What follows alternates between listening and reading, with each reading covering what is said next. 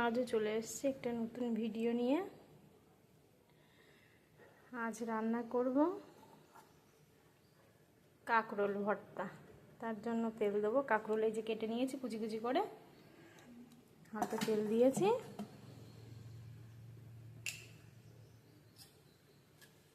এবার এই কাঁকরোল ভর্তাটা দিয়ে দেবো। কটা কাঁচা লঙ্কা, কটা রসুন, কাঁচা লঙ্কা দিয়ে হালকা ভেজে তুলে নেব।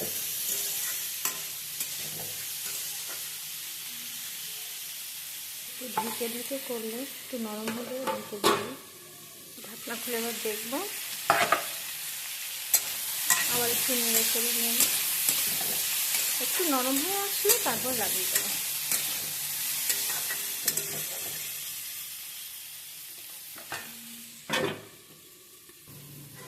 এবার এটাকে লাগিয়ে দেবো।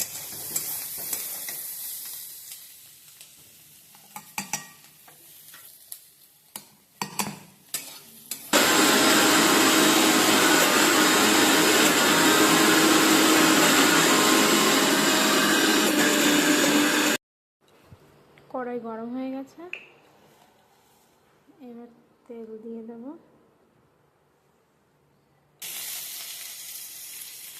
সেটা বেটে নিয়েছি, সেটা দিয়ে দেবো।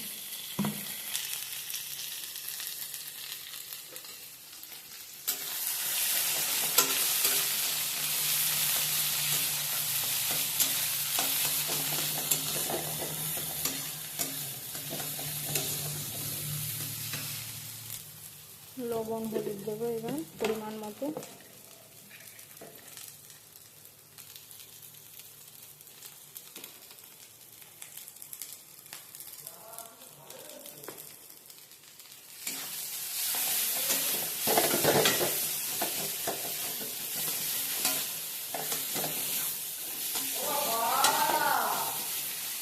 ভালো করে একটু শুকনো শুকনো করতে হবে, শুকনো শুকনো করে লাগিয়ে দেবো। আর কিছু দিতে হবে না।